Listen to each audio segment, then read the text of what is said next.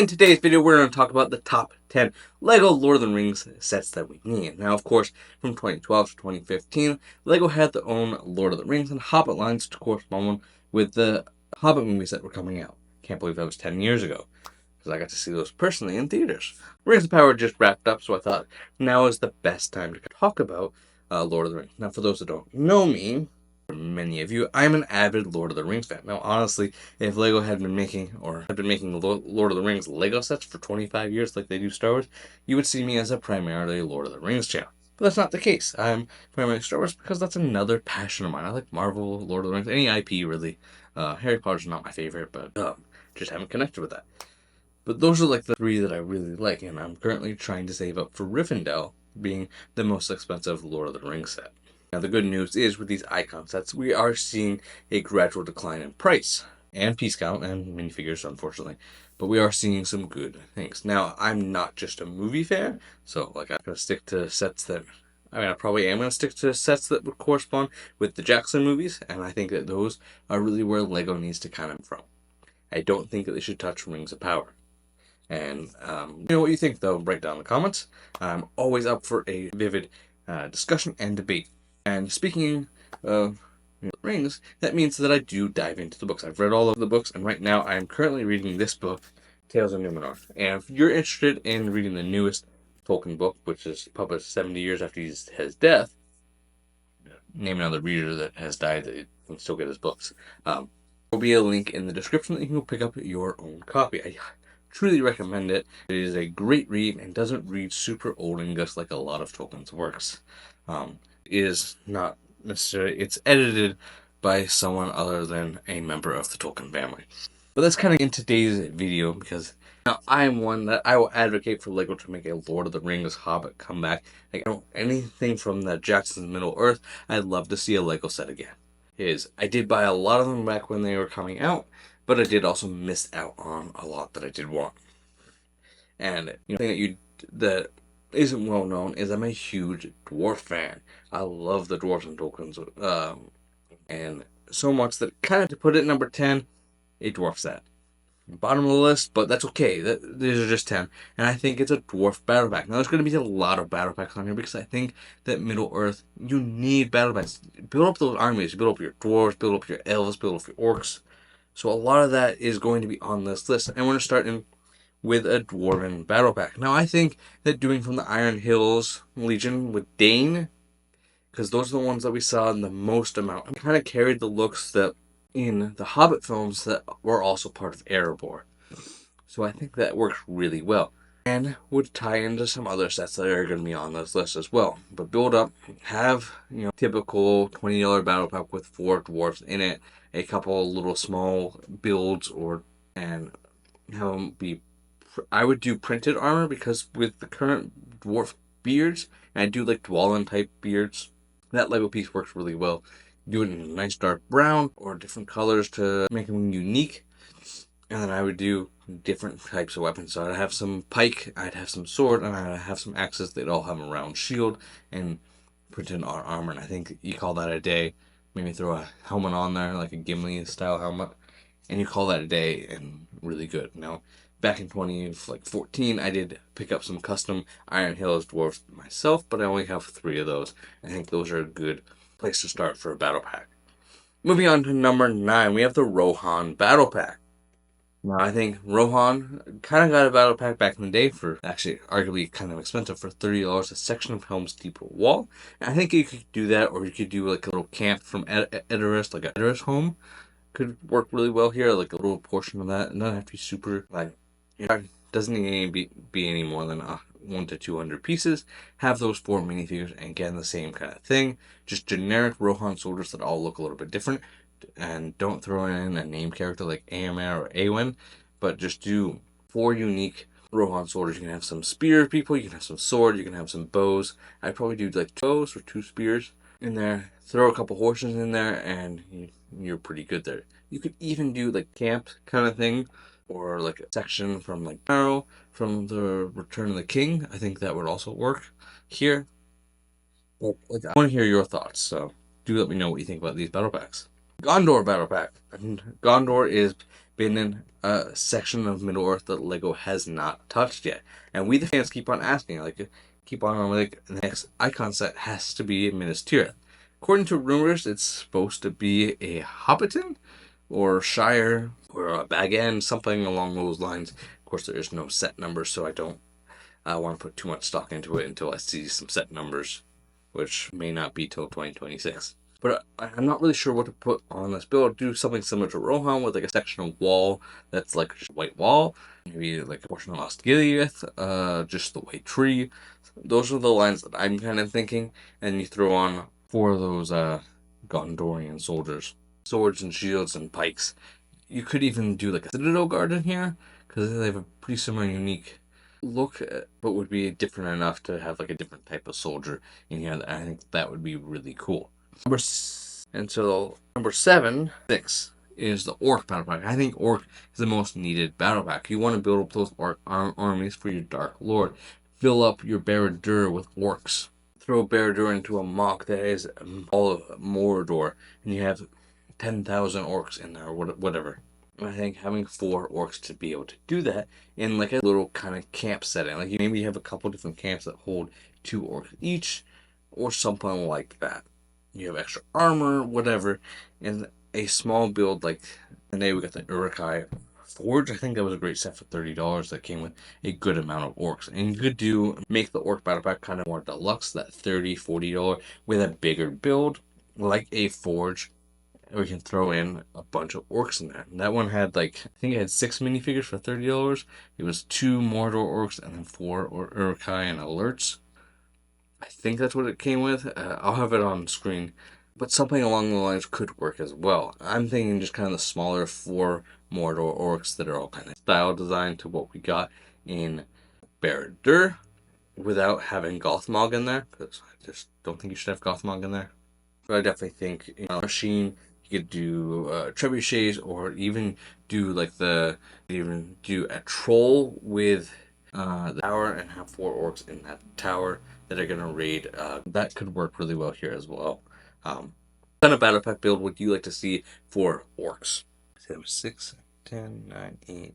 This one's 6. But I got these all kinds of news. Next one is Pelennor Fields, which kind of suit the Orc Battle Pack. I want to have it be like a $40 to $60 set, I think, because the minifigures and builds that you need to have at Fell's Beast, and hopefully better than the gift with purchase, although I'm really glad that was a gift with purchase. You gotta have the Witch King in there. You gotta have Eowyn, Merry, and Theoden with his horse. Recreate that death scene. But to me, it's feeling a little bland.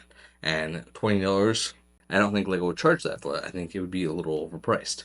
So I think that you gotta add some extra things. So adding in some extra orcs with a tower or some other builds that you could extend to like a Gondor build or whatever, I think would work really well here, because this is just a field, and you can't just, LEGO's not going to do just a plain base plate with a bunch of grass and call it a day. Like, have some substance to it. So that's why I think like a nice orc tower, like I mentioned in the last battle pack, would do really well here. And throwing in another, like, I don't think you'd throw in a troll, as I think too many big figures that are big parts that would be printed and raise the price up to $80. I think $80 would just too much for a set like this. But somewhere $60 and under, I think would be really good. Ideally, like a $40 set right here. Theoden's horse, a nice big beefy Phyllis Beast build with the Witch King on top. You could even throw Gandalf and his horse in here; it would work. Or you could throw a couple of Riders of Rohan in here and just have this really big minifigure heavy set with a couple small builds that go aside with the Phyllis Beast and maybe an Orc Tower. I think that would work really well.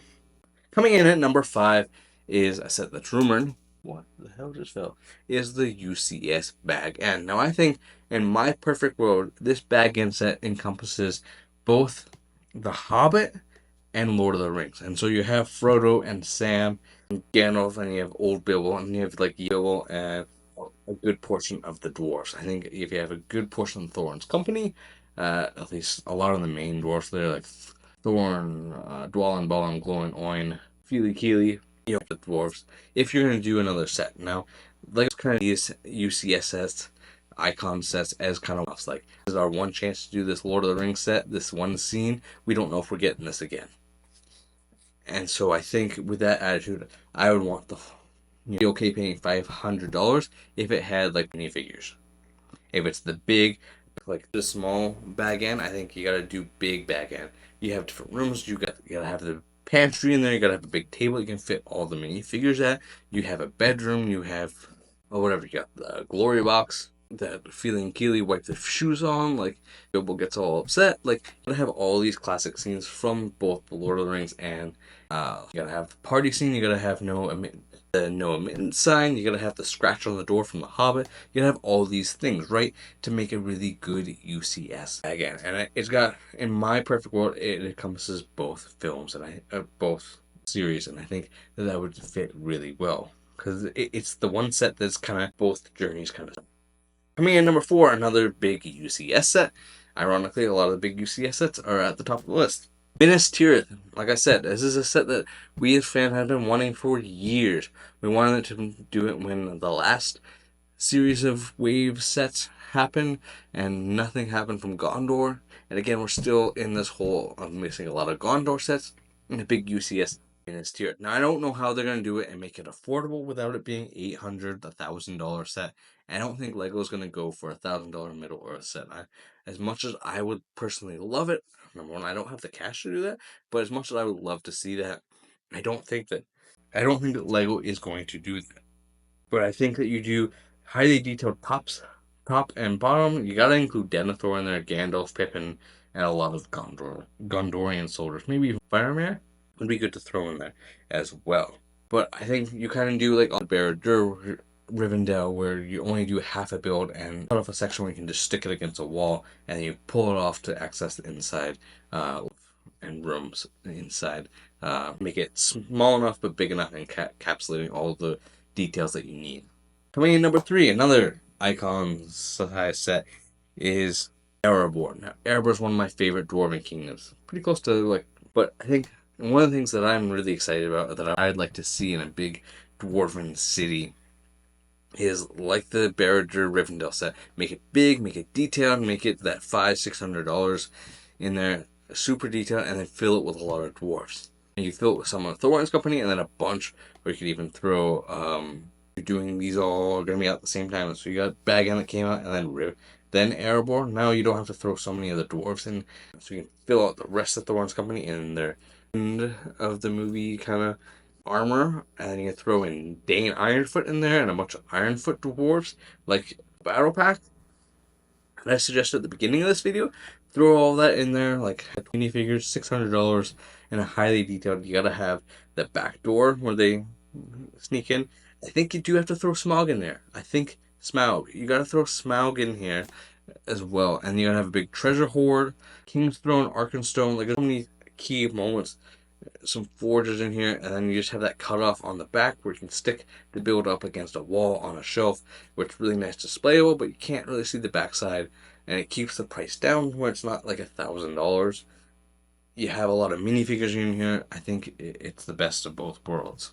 Coming in at number 2 is a cheap set. This is a top set, and we kind of got it in brick its form, which is Gandalf, which is the Balrog. Now I want a bigger, got a big Balrog, which I'm working on making a set myself, converting it from the Searcher set.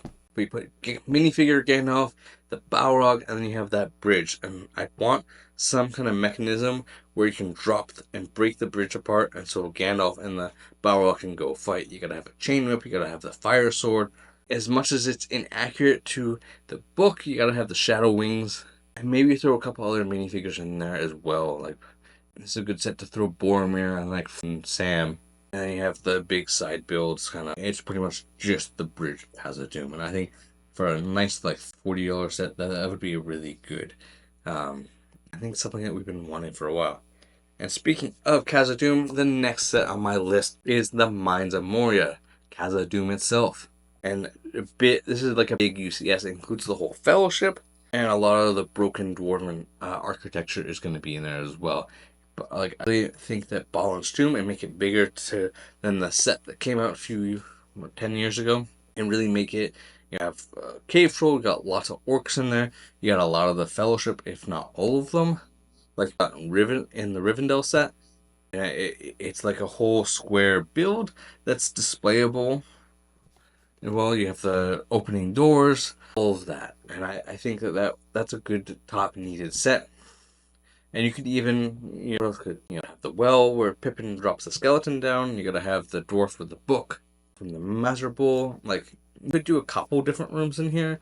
I just don't know exactly, because Moria is so big, and Moria is more long than it is tall, like Erebor. So it's a little bit harder to kind of build this dwarven kingdom or design a dwarven kingdom like this that is condensed down enough so it doesn't take up a whole big room and cost $10,000, but making it an afford one that $500 to $600 range, include all like minifigures, including the 9 Fellowship, lots of orcs, skeletons, like whole 9 yards, and want something a little maybe this is where you can include the Bridge of Khazad-dûm, the little bit of the into a room, and a big build underneath that is the room of Balin's tomb, and maybe that's kind of the build that you do. But I want to hear your thoughts right down in the comment. That's going to wrap it up for the top 10 Lego Lord of the Rings sets that I think that we need. Don't forget to drop a like down below, like I just said. And if you're not subscribed, go ahead, hit that subscribe and join our community, because we talk all kinds of themes as it is. And I hope to see you in the next video right over here.